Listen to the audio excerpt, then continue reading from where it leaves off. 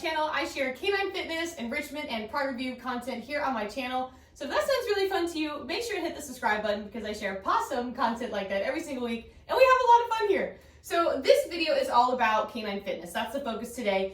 And I recently shared a post on my blog sharing exercises you can do using an aerobic bench because I think there's this kind of stigma that you have to have this like super expensive canine fitness equipment in order to do canine fitness training with your dog. And that couldn't be farther from the truth. Now don't get me wrong, this door is the opening to all of my canine fitness equipment. I pretty much have it all because I'm kind of, I'm addicted to it. I like all the things. And you can obviously make progressive work with your dog when you add in those types of pieces, but there is so much you can do from the start with things that aren't hundreds of dollars, right? And I use this still to add on to or use with some of that expensive equipment to build more complex and more fun exercises. You can do so much with it. So since I just did that post, I was like, you know what? I kind of want to share like a video tutorial showing it because photos are great, but like video, I'm a visual learner, so I thought it'd be helpful for you guys. So I'm going to show you 4 exercises you can do using an aerobic bench with your dog, and I'm going to link the aerobic bench that I have down below. I liked it because, well, one, it's pink. As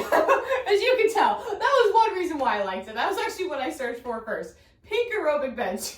But also, I really liked the length of it because that's one of the biggest things is you want to make sure it's long enough for your dog to be on. You don't want something that's too short. And if for any reason you get something long and you have like a tall, long dog or something like that, and it gives them plenty of room, but they still feel a little like insecure, put a little something behind it. That's kind of like a pro tip. Equal height.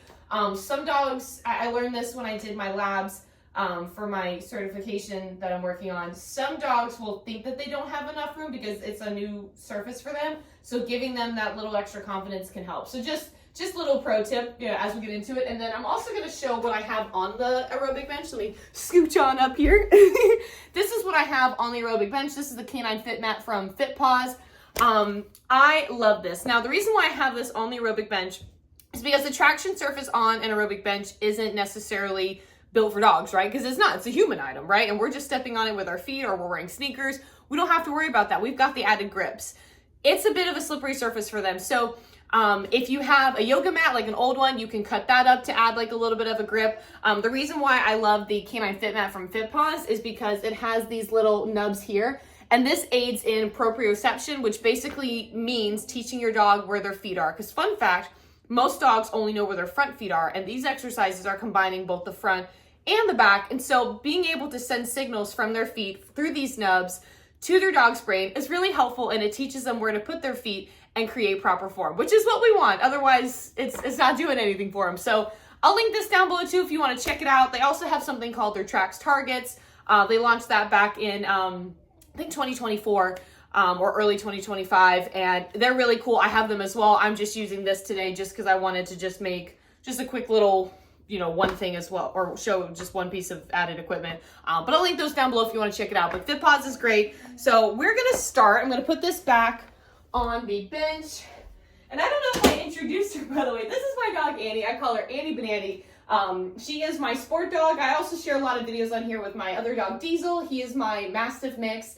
I love sharing videos with him just to show that canine fitness is for all dogs. It's not just for sport dogs like Annie. All dogs need fitness, just like all people need fitness to stay happy, healthy, and moving. So the first one we're going to do is a tuck sit. Now this is a very foundational exercise. Kind of all the ones I'm doing today are pretty foundational exercises. So I thought it'd be really cool to show those on something like this because this is how you start building your proper form, right? So I'm going to go ahead and toss a treat back just to get her going. Annie on, tuck sit. Yes, good girl. Now what you're looking for here, she actually kind of moved just slightly. I know it's kind of hard to see maybe slightly from this angle, but what you're looking for in a proper tuck sit is you want a neutral kind of flat back as best as you can. You want their front paws directly placed under their shoulders, good girl, and you want their back feet tucked in at their sides, also pointing forward. Now, a lot of us have seen our dogs probably do this mermaid sploot sit. She's known for it, man. If I'm not doing something like on this kind of like a more tucked in surface, she loves to kind of go out like that. So we're gonna do it again, telling you what to look for.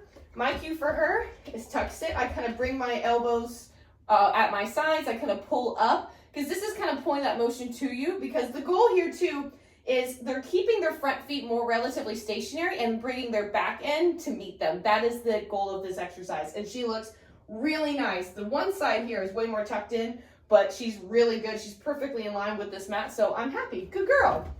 That is exercise number 1. The next one that we're gonna do, you just hold, is called a fold down to stand. This is where your dog folds down, they start to stand, folds down into that like sphinx down where they're kind of like this, and then they stand back up. The goal is to be driving from the rear, keeping those front feet stationary.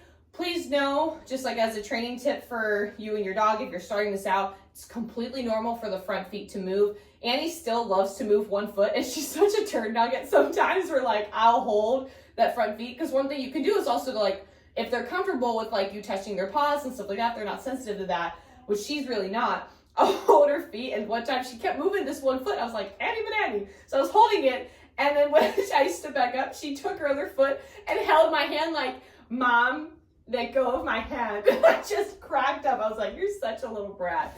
But I love it. I know, I took you waiting for too long. So another thing here too that I'm gonna kind of give you guys a pro tip on, make sure she's in a good stand. This is where, good girl, that actually works for a second. If you have taught your dog targeting cues like nose touch, chin rest, that's gonna come in super handy with this exercise, because making sure you have the right hand placement is key here, but also making sure that your dog is staying in the position is also important, because if you are, it's great to use a food lure to teach your dog exercises, but if you can switch to like a targeting cue, which I will demonstrate, it basically gets your dog to focus on the actual task and the action rather than just the snack. And then obviously they get the reward after. So I'm going to show you the difference between using a food lure for the entire exercise and then also using a targeting cue, because then I just want you to see the difference and the reaction I get from my dog, because she's very food motivated, just like a lot of dogs. So I think this will be really helpful for everyone to see. So I'm going to have you stand up. Let's get back into our stand. Put your toe in. Yeah, good girl. And then you fold down. Woo, she stepped off the mat a little bit there. And then you stand. So she's actually not that bad. She's being very polite for this demonstration. And you fold down. All right, she shot that one foot a little too far forward. I'm going to move here so you can see a little bit better. And then you stand. So see how she kind of like, it's not bad because again, she's kind of a pro at this. But do you see how she's shifting her feet in the front more than she actually should be? And she's kind of like coming up, standing up, and she's not really focused on it, right? So for the down, I'm gonna go ahead, Annie touch, go reset. I'm gonna reset her really quick. Annie on, touch stand. I want that foot back, yes, good girl. So I love to use this to actually put her in a stand just because it works for her. That not necessarily works for every dog, but it just gets her to focus on the stand better. And then for me, she actually knows how to fold down for my body pressure. And you fold down, good girl. Not everyone does that, it's fine. That's not what I'm trying to show you. Next, what I want to show you is the targeting, which is here.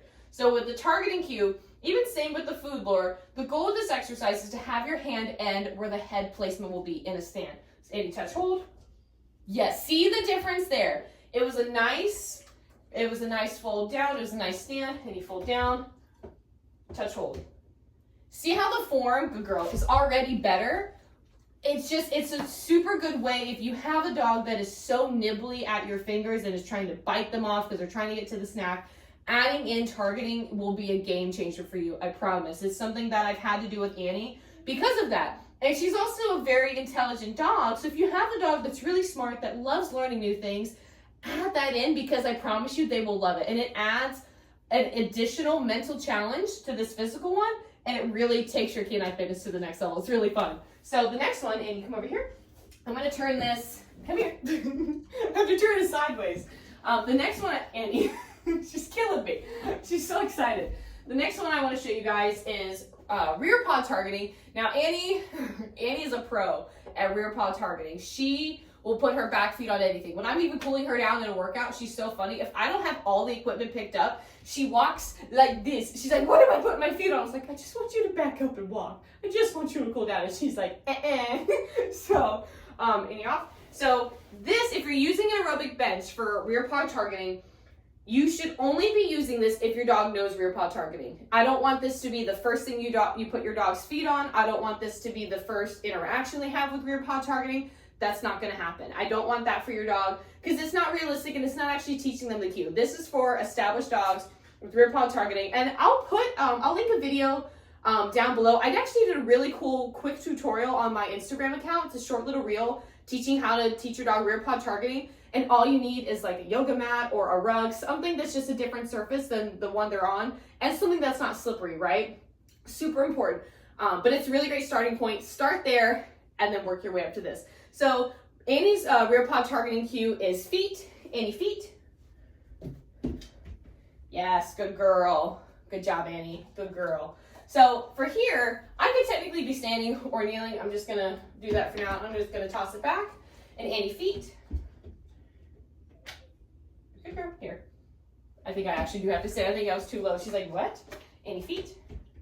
Yes, good girl. Now, a way to test your rear paw targeting cue is when you do your reward. Good girl. Toss it to the side and see if they laterally step. Annie, feet. Good girl. There we go. Annie, feet. Good girl. She actually, the way this is placed, she doesn't have a ton of room. Otherwise, she does usually do that. Like, that was a better indication. So that's the one way you can test it. And also, here's another way that you can use your aerobic bench. Now, the last one, Annie off, is Annie's probably all-time favorite exercise besides rear paw targeting, and it is sidestepping. Back up. Good girl. Now, there's only one prerequisite for sidestepping, and it is, well, actually, the main prerequisite for this is front paw targeting, which is when your dog puts their front feet on an elevated surface. My dog Diesel's so upset right now. He's not in this video. He's going to be in like the next ones. He has to be included. If anyone has a needy dog, if you know, you know. I recommend having a good foundation of front paw targeting before you do this. And then also, I recommend having your dog have a good knowledge of sidestepping on the flat, which is basically the ground. This, when you add in the aerobic bench, what it does is it adds a little bit more weight to shift to their rear. So it's kind of really working the hind end even more, because this is abducting and adducting the hips and also the shoulders. So when you kind of shift them back a little bit and they're going, it's really strengthening them even more, and they're stabilizing their shoulders as they go about. So the reason why I like doing on an aerobic bench is because it's a good long width to do a couple steps to the left and to the right, so you're working both directions. And if you have a dog that also knows pivoting, you can combine it and go all the way around, which Annie's gonna do automatically. I would just stop at a certain point, but she's just quick. So just so you know, right? Annie, step. Whoop. There's the pivot.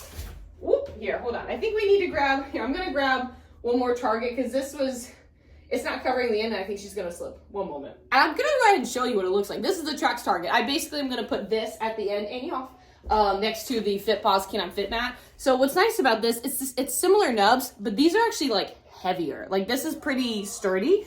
And so this is really nice if you want to practice like targeting. I use it for contact points, for agility, lots of different things. But they come in a 2-pack. I'm just using one right now. But I just wanted to show you. Watch out, Annie off. She's so quick. So quick. Smooth that down a little bit. There we go. This gives me just a little extra surface for her. So then I ask her to step. Any step. Any step. Yes. Circle. Any step, any step, any circle, circle. Good girl, and any off. I'm only gonna do that one time that way. I'm gonna go once here. Come here. She's so quick. I have to like be ready. Wait. And step, step, step. Yes. Circle. Step, step. Ooh, you're doing it on the ground. Right down. Step, circle.